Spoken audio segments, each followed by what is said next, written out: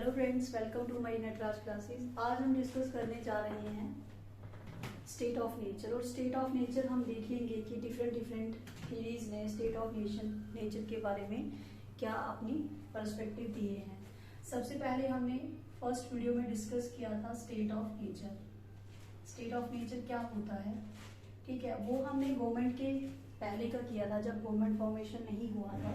जिन्होंने पहली वीडियो नहीं देखी है वो पहली वीडियो देखी ताकि ये वीडियो आपको अच्छे से समझ आए। अब हम स्टेट ऑफ नेचर देखेंगे कि different theories state of nature के बारे में क्या बोलती हैं, उनके नोशंस क्या है रिगार्डिंग स्टेट ऑफ नेचर और उनके पर्सपेक्टिव्स स्टेट ऑफ नेचर्स के बारे में। जैसा कि आपको पता है कि स्टेट ऑफ नेचर से बाहर आने के लिए सोशल कॉन्ट्रैक्ट थ्योरी लाई गई थी, थिंकर्स ने लाई थी, हॉबस, लॉग, रूसो। इन्होंने सोशल कॉन्ट्रैक्ट थ्योरी के जरिए स्टेट ऑफ नेचर से बाहर आने के लिए लोगों को सोशल कॉन्ट्रैक्ट करने के लिए बोला। और उसके बाद सोसाइटी के बाद हमारी स्टेट का फॉर्मेशन होता है और स्टेट को ही हम गवर्नमेंट बोलते हैं अदर वर्ड्स में, ठीक है। अब हम देखेंगे थ्योरीज। आपके सिलेबस में मोस्ट इंपॉर्टेंट जो टू थ्योरीज हैं, ऑर्गेनिक थ्योरी देखेंगे first, and second one is judicial theory.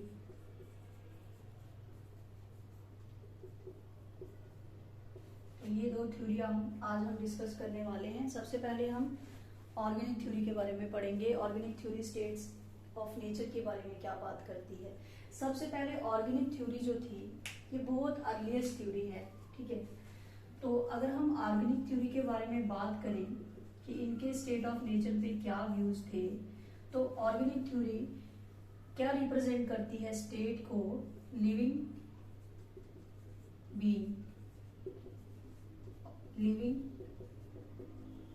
Organism, ठीक है। तो ये स्टेट को क्या मानते हैं, एक लिविंग ऑर्गेनिज्म। इनका ये मानना है कि जैसे जैसे ह्यूमन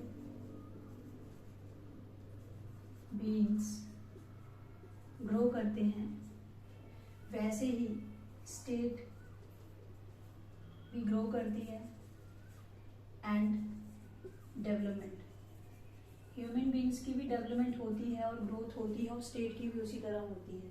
तो ऑर्गेनिक थ्योरी वाले क्या मानते हैं कि स्टेट को एज ए ह्यूमन बीइंग मानते हैं। और बहुत इंपॉर्टेंट है ये थ्योरी, क्योंकि अगर आपको डिफरेंट नोशन स्टेट्स के रिगार्डिंग समझने हैं तो सबसे पहले आपको ऑर्गेनिक थ्योरी के बारे में समझना होगा। और इनका जो सेंट्रल थीम थी, सेंट्रल इनका आइडिया था, इनका ये था कि ये स्टेट को लिविंग एंटिटी मानते हैं, ठीक है। और उसी के साथ बहुत सारे ऐसे थिंकर्स आएंगे जो डिफरेंट पर्सपेक्टिव देंगे रिगार्डिंग ऑर्गेनिक थ्योरी में, ठीक है। मोस्ट इंपॉर्टेंट हम बहुत ही ब्यूटीफुल कोट्स के साथ स्टार्ट करेंगे ऑर्गेनिक थ्योरी को। एरिस्टोटल्स का क्या मानना था, एरिस्टोटल बोलते थे कि कोई भी इंसान स्टेट के बिना नहीं जी सकता, और अगर कोई स्टेट के बिना जिएगा जहाँ तो वो क्या होगा, बीस्ट होगा, जहाँ तो वो गॉड होगा, ठीक है। तो दो ही लोग स्टेट के बिना रह सकते हैं, ना तो शैतान जहाँ तो भगवान, उनका ये मानना था, ठीक है। और उन्होंने स्टेट को बहुत इंपॉर्टेंस दी है एरिस्टोटल ने। उन्होंने स्टेट को बोला है कि स्टेट क्या है, स्टेट प्रायर टू मैन, ठीक है। उन्होंने स्टेट को बहुत इंपॉर्टेंस दी है। अब आप सोशल कॉन्ट्रैक्ट थ्योरी की बात करोगे, सोशल कॉन्ट्रैक्ट, ठीक है, तो उन्होंने क्या बोला है, उन्होंने स्टेट का एक एग्रीमेंट बताया है कि सोशल कॉन्ट्रैक्ट के थ्रू हम क्या करते हैं, सोसाइटी बनाते हैं, देन उसके बाद हमारी स्टेट बनती है, गवर्नमेंट फॉर्मेशन होती है। बट ऑर्गेनिक थ्योरी में ये बताया गया है कि अगर कोई इंसान अपनी डेवलपमेंट चाहता है तो उसकी डेवलपमेंट जो है वो स्टेट करेगी, ठीक है। जैसे टीएच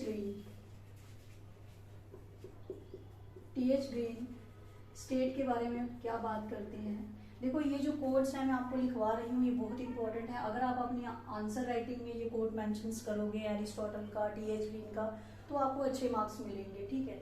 अब टी.एच. ग्रीन क्या बोलते हैं स्टेट के लिए? उन्होंने कहा था कि स्टेट क्या है, स्टेट किस पर्पस के लिए है, ह्यूमन बीइंग्स की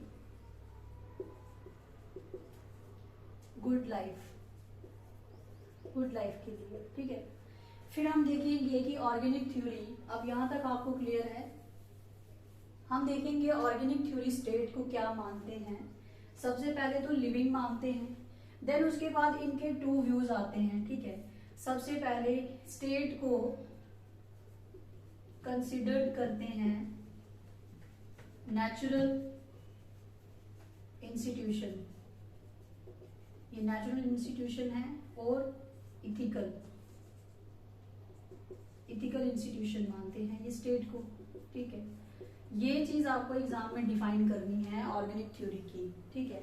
स्टेट को ये सबसे पहले नेचुरल कंसीडर करते हैं, ठीक है, और ह्यूमन बीइंग्स के साथ कंपेयर किया जाता है, और स्टेट के डिफरेंट ऑर्गन्स को ये ह्यूमन बॉडी के साथ कंपेयर करते हैं। देन उसके बाद ये कंसीडर करते हैं स्टेट को नेचुरल इंस्टीट्यूशन। क्यों? क्योंकि ये कहते हैं कि स्टेट नेचुरल है, और एरिस्टोटल जैसे बोलते हैं कि prior to human being state इंसान से पहले आई है, ठीक है।